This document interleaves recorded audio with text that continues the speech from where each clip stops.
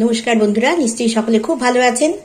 আজকে চলে এসেছি একটা নতুন রকম ডায়েট রেসিপি নিয়ে। এটা হচ্ছে মোগলাই। মোগলাই তো আমরা সবাই খাই, নতুনত্ব আর কি আপনারা হয়তো বলবেন, কিন্তু আমি করব ডায়েট, মানে সবাই খেতে পারবে। আমাদের তো সবারই খেতে ইচ্ছা করে, ভালো মন্দ সবই খেতে ইচ্ছা করে, কিন্তু আমাদের শরীরের কারণে বা আমাদের হেলদি লাইফস্টাইলের কারণে আমরা খেতে পারি না। তা আজকে এমন ভাবে রান্না করে দেখাবো যাতে সবাই খেতে পারেন। আর প্রত্যেকটা রান্নায় যদি আপনারা ভেতরে যেসব জিনিস দেওয়া হলো তার একটু পরিবর্তন করেন বা রান্নার পদ্ধতি চেঞ্জ করেন, তাহলে সবই আপনাদের হেলদি হয়ে যায়। আমি আজকে দেখুন, যেহেতু ময়দা দিয়ে করা হবে, তাই শুধু ময়দা না নিয়ে আমি একটু সুজি নিয়ে নিচ্ছি। এর মধ্যে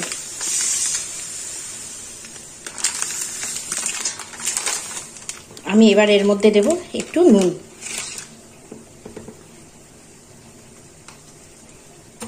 আর দেব একদম অল্প তেল।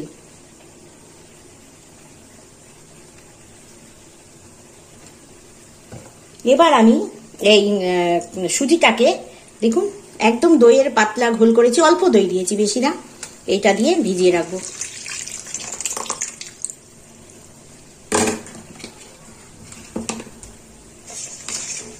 অন্তত 10 মিনিট। এই সুজিটা ভেজানো থাকবে, একটু ফুলে ওঠার পর তারপর এর মধ্যে ময়দা যোগ করবো।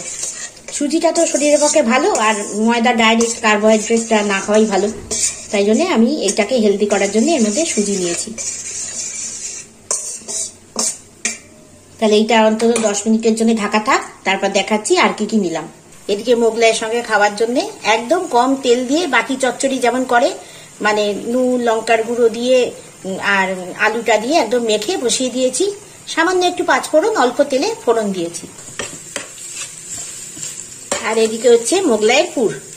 এই পুরটা আমি চিকেন কিমা করে নিয়ে তার মধ্যে কুচিয়ে রাখা পেঁয়াজ, আদা রসুনের পেস্ট, একটুখানি চিকেন মশলা, আর হচ্ছে দই, আর নুন হলুদ লঙ্কার গুঁড়ো আর ধনের গুঁড়ো, এই দিয়ে মাখিয়ে খানিকক্ষণ রেখেছিলাম।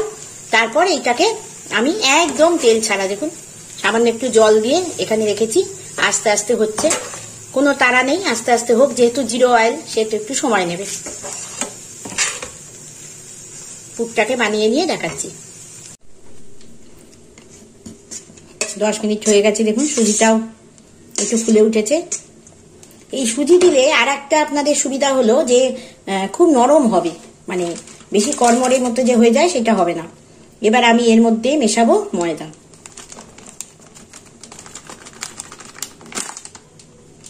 100 গ্রাম মতো ময়দা মেশালাম। এবার আমি এই দুটোকে ভালো করে মেখে নিয়ে দেখাচ্ছি। 8 ঘন্টা হয়ে গেছে, ময়দা মাখা হয়েছে, দেখুন কি নরম হয়েছে। একটু ভালো করে এবার আমি মেখে নেবো এটা। তারপর লেচি করে বেশ পাতলা করে রুটির মতো বড় করে বেলে নেব। বেলুন চাকিতে তো অত বড় বেলা যাবে না, তাই আমি গ্যাসের পাশে যে টেবিলটা সেটা ভালো করে সাবান দিয়ে মুছে নিয়েছি পরিষ্কার করে, মানে এতে আর কোনো ময়লা নেই, সাবান দিয়ে ভালো করে ধুয়ে মুছে নিয়েছি। এবার আমি এতে বেলবো। তাহলে আমি একটা বেলে নিয়ে দেখাচ্ছি। দেখুন কত বড় করে বেলে নিয়েছি, আর পুরটাও নিয়ে এসছি। আর আমি যেহেতু ডায়েটের জন্য করছি, মানে হেলদি, সেহেতু আমি ডিমের কুসুমটা অ্যাভয়েড করেছি। আমি ডিমের যে সাদা অংশটা থাকে সেটা ভালো করে ফেটিয়ে নিয়েছি। এইটাকে এবার আমি এখানে তাওয়া গরম হয়ে গেছে, তাওয়ার মধ্যে দেব। তার আগে তাওয়াতে একটু জাস্ট 2-3 ফোঁটা তেল দিয়ে ভালো করে ব্রাশ করে নেব। দেখলেন পুরেও একদমই তেল দিইনি, আর এটাও একদম তেল ছাড়া হচ্ছে।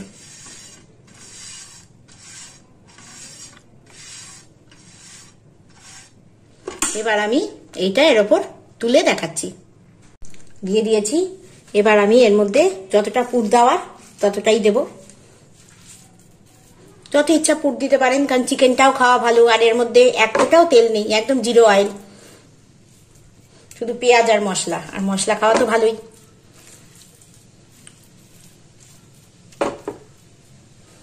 এবার এর মধ্যে আমি দিয়ে দেবো এই ডিমের সাদা অংশটা।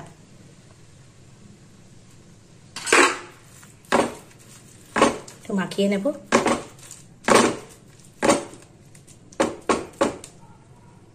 এবার চারদিকটা আটকে নেব, যেমন মোগলাই ভাজ করে।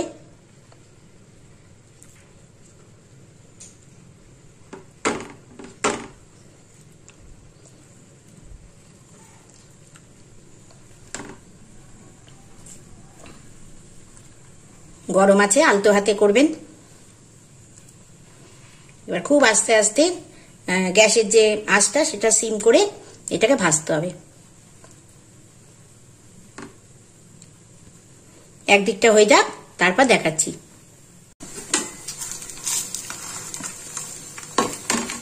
একদিকটা হয়ে গেছিল, আমি উল্টে দিয়েছি। দেখুন একদম তেল নেই, ওদিকে কি সুন্দর মচমচে আওয়াজটা হচ্ছে।